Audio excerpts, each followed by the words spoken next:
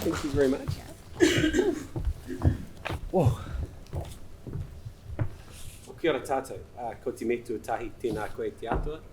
Anānai nei na mea katoa. I ngā tangata katoa i huhi mai nei. Tēnā koutou, tēnā tātou katoa. Those of you that know me know that I don't mind talking at all, and I do a lot of it. But for some reason, I've found this particular talk very, very hard to prepare for. And yeah, it's been a curious thing. Maybe it's talking about yourself. But Eric has asked me to talk a bit about Leadership Lab and where we came from and how we roll. So I'm going to attempt to do that. So Chris Jansen's my name. I am part of Leadership Lab, one of the directors of Leadership Lab. I contract to UC, and I used to work for UC for about 15 years prior to this. And prior to that, I was a lot of other things. I was actually originally a civil engineer, strangely enough, and I've also been a therapist with child, youth and family. I've worked in drug rehab in Atlanta, Georgia in the States, so I've kind of had a pretty eclectic career. But being involved with Leadership Lab for as long as we've been existing, which is about 6 years, we're not too sure. So Leadership Lab kind of happened accidentally for two reasons. Kind of looking back, that retrospective thing. One was this, all right? So many of us were here for the earthquakes, and we're on our knees here, weren't we, as a city? And to be really honest with you, I was at UC at the time, and I was kind of working one day a week as a sort of a pretend consultant. And, one of our big motivations at the start of Leadership Lab was we don't want the Aussies to come and fix our city, all right, or anyone else from anywhere else. We want to fix our own city. And it sounds kind of trivial, but that was a big motivation for us. We've got expertise here. Why don't we team up and have a crack at this? Because we had, 160 schools wrecked, 2 out of the 3 hospitals wrecked. I think more than 50% of the NGOs lost their buildings. It was a mess, wasn't it? And that's just those 3 sectors. So there was a lot of big system issues. And yet here I am, sort of Chris Jansen doing his little one day a week thing. And lots of my mates were consultants doing their little boutique business things. And we realised that none of us would be able to work at the scale required to actually have any impact in Christchurch. We wouldn't be taken seriously. So we thought, why don't we figure out a way to kind of team up and be a collective, all right, and kind of have one shop front and then talk to government based on that, all right? But why don't we try and do it in a way that we don't have to kind of merge and sort of lose our autonomy, because we love that too. So let's sometimes work together and sometimes work by ourselves. And that's kind of was one of the ideas. The second idea was that,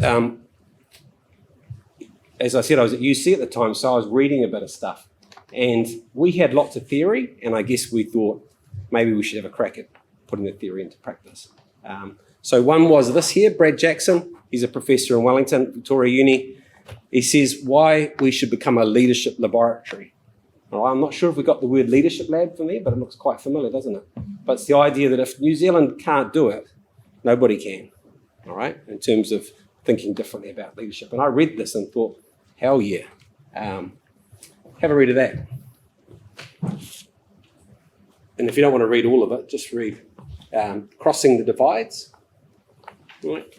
This really, really inspired us. We thought what we really want to do is think about, can I reach out to you? Reaching out to someone across a sector, across the community, not a friend, not a colleague, but someone different, very different, maybe talks different, maybe thinks different, maybe I don't even like them, all right? But what would it look like to reach out and actually collaborate? Thought, it's interesting. Frederick Laloux, Reinventing Organisations. If you haven't read this, maybe look at the YouTube video, all right? But it's the idea that organisations have kind of got a life cycle, and as our sort of human thinking grows, so does our structures of organisation. So a lot of what we've heard is down this kind of evolutionary end, all right? The flat horizontal structures. So we read this and thought, maybe. Social labs, the idea that why don't we organise ourselves around issues? Why don't we all get together around important things we care about and do something about it? Like that idea. And hierarchies and networks, all right? And some of you have probably been in sessions where I've talked about this, and I talk about this a lot, all right? How do we find the sweet spot between not deleting hierarchy, and just taking on networks, but go, there's goods on both sides of these, right? And we often talk about this idea of pluses and minuses on both sides. Now, those of you that know this kind of model know that you're trying to work both sides of the positive by doing this kind of process of sometimes being structured and sometimes not, right? But this was all going through our minds in this post-earthquake context and thinking, what would a company, what would an organization look like that was informed by this stuff? And Jason, who's sitting at the back there, and another friend of his and mine, we had a conversation early on, and I remember it wasn't Jason, but it was the other chap who basically sat us down and said, Chris, let's be honest, all right? I've heard a lot of talk, and generally people come into Christchurch saying, here's a great idea. It's amazing. It's already designed. Do you want to do this? And it's way too constrained. So I've heard that, and I've also heard people that go, we should just dream up some new stuff and let's go blue sky moonshots, you know? And he says, you know, they never get anywhere. They just talk. So they're either too constrained or they're too loose. He said, which one are you? And I remember thinking, that is a very good challenge, all right? Because I do want to be very aspirational. We want to really do something different here. But you know what? We want to land it. We can't afford to just talk about this. We have to land it. It means we have to make an impact here in the city. So, quite a motivation. So Leadership Lab is a wee bit accidental. It started with 3 of us, and some of you will know my colleague Tim Pidsley, who tragically died 2 years ago. He was one of the 3. He was the theory guy. He really knew his frameworks, and all those slides I showed you before, he introduced me to that. All right, now he is not here with us now, but his kind of thinking still permeates, and sometimes his name is Tim Pidsley. But this is what we do. All right, Leadership Lab is now about 40 people-ish, not too sure. Sorry, Billy, we don't know the membership. What we're about is collective responses to complex issues, all right, or tackling hard stuff together. All right, and I'm going to give you some examples of this in a minute. So everything we do is designed around an issue, like the Social Labs idea. That's what we do. We look like a leadership development company, you know, leadership consultancy, but actually that's not what we do. What we do is get people around issues that they care about. All right, that may involve leadership, but that's not the goal.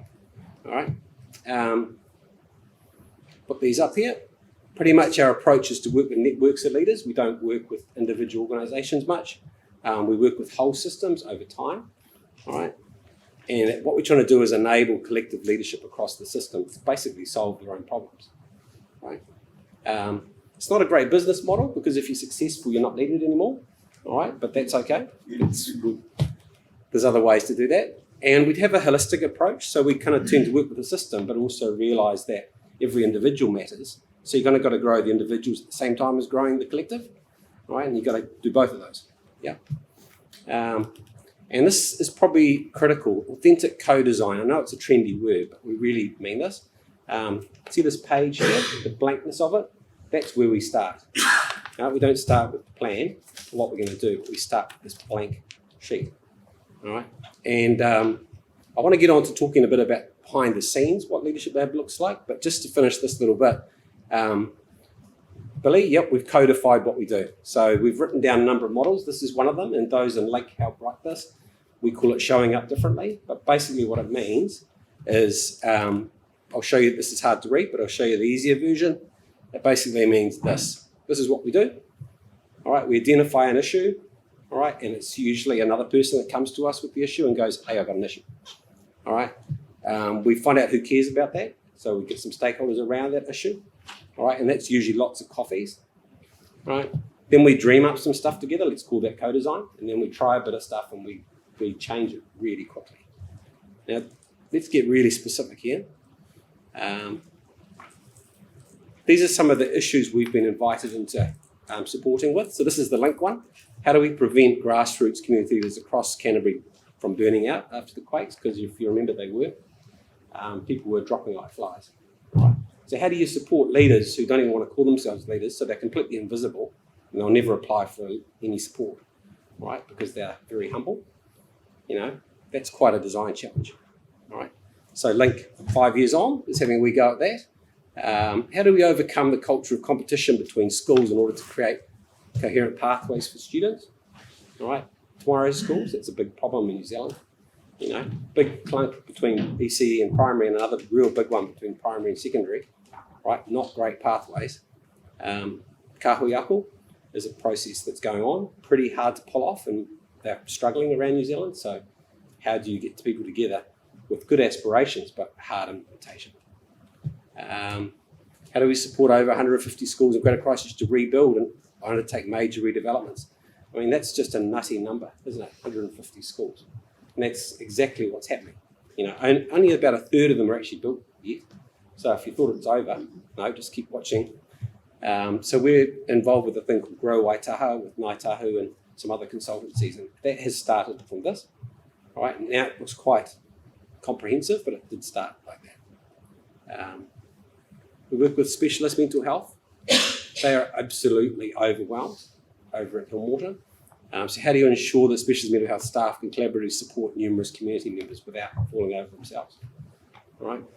And this is probably the most special thing I've ever done professionally, and some of you helped with this. So after the terrorist attack, we happened to meet through a friend, a couple of the Muslim leaders, and got invited in to help them with the recovery centre at Hagley. And I put out a simple base camp message to our networks and had 70 volunteers come for 2 weeks and help run that. Bloody humbling that was. Yeah. Thanks for those that helped with that. And this is one we were just working on yesterday. How do we nurture tamariki of huge potential but not being recognised? Right? And this is 15 to 18-year-olds who, as they say, do the mahi, don't get the treats. Right? So they don't have the badges. They're not naughty, but they don't get the badges. Right? So they're kind of invisible in vulnerable populations. That's just a wee example of some of the things. And that's kind of how we build around an issue. And the really neat thing for me is that, let's say, I'll pick you because you're close. Let's say we chat about an issue over coffee, and then we start going, we could do something here. Then you're going to need some people to actually do that. And one of the neatest things is then going and building the team. All right. And I'll show you, here's some of the team. All right. We've got, like I said, nearly 40 in the team, and these are off over different projects, and some of you are sitting here. But how it goes is we chatting to you and we say, we probably need like 5 people for that. So then I go to someone else here and say, hey, we're doing this thing over here, would you like to come and join us for it? Not meaning join the whole thing, but just join that project. And you go, maybe. I want to know a bit more than that. Right? And the way we actually engage is basically this. All right? We'd like you to come and join this project. We need your strengths. We need your IP. We need all your ideas. And you get all ours as well. We're not going to give you a contract because we don't work like that. It's going to be a high trust situation where you bring your strengths and you can see all our strengths. We're going to learn together around this. And from a business perspective, everything's transparent. All right, so you'll see exactly who gets paid what, and you'll actually help decide who gets paid what around this. Now, the interesting thing about that is I've been in the other situation, I've been invited into things with a weak contract and it's kind of hidden and you're kind of an employee, and I just say no to those things. All right, so there's kind of like a sense of equality in there, which is quite compelling for people. Okay, I wouldn't mind, give that a crack. The other thing we do is we do a date, not a marriage, all right? As in, it sounds a bit crude, but we say, we look like we might have the same values, but we'll never know until we try, so let's start. All right, and you kind of learn your way into it, and you find that actually we are very aligned. All right, so this is cool. So we may not get married, but we'll have a whole lot more dates. All right, it's not like you're into the whole thing or not. All right. This is all the things we do now. I'm not going to explain the picture, but all those circles represent teams and cool projects. And here's how our culture rolls. And I think this is my last slide. This is some of the stuff that we've never really talked about because it's just sort of something we do. Have I got 1 minute here? Yeah. So we're very organic. We didn't really mean to grow. We don't aim to grow. Growth is not a goal for us, but we will respond to invitations and see if it feels like it aligns and resonates. We're very strength-based, so what we're doing is looking for other people who can bring diverse strengths that we don't have. It's about living values, so we don't really care what people say. It's how they actually live. And it's really important to us that we gel together. It's really high trust relationship. Some people look at us and go, you don't seem to have any, like our lawyer gets a bit nervous, because we don't have contracts. But what we say is we're very clear up front how we work, and we expect that people will honour that, and they always have.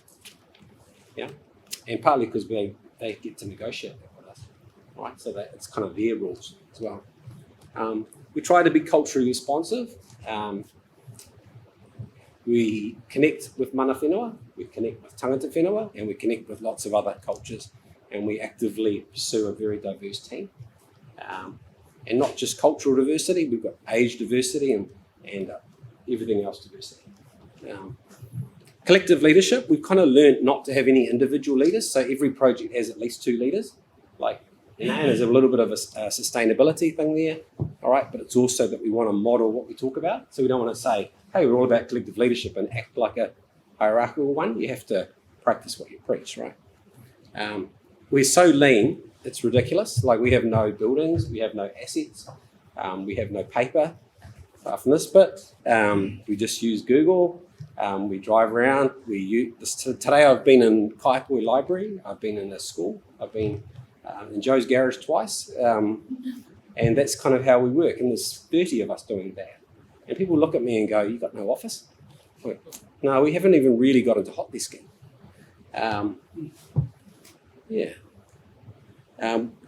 Your Zoom meetings, we definitely do that. Skype, and it doesn't really matter where you are, you just Zoom in. And I think it's amazing. And real-time peer learning is massive for us, you were talking about. I think that's the big draw card for me, all right, is to be able to be, like, I'd like to be competent, I like to learn, and I like to be maybe even quite edgy, all right? And the way we can do that is learn together, all right? Because we just kind of can keep improving each other. And that's a really very motivating thing, all right? To know that we're doing probably the best we can because we're working together and teaching each other.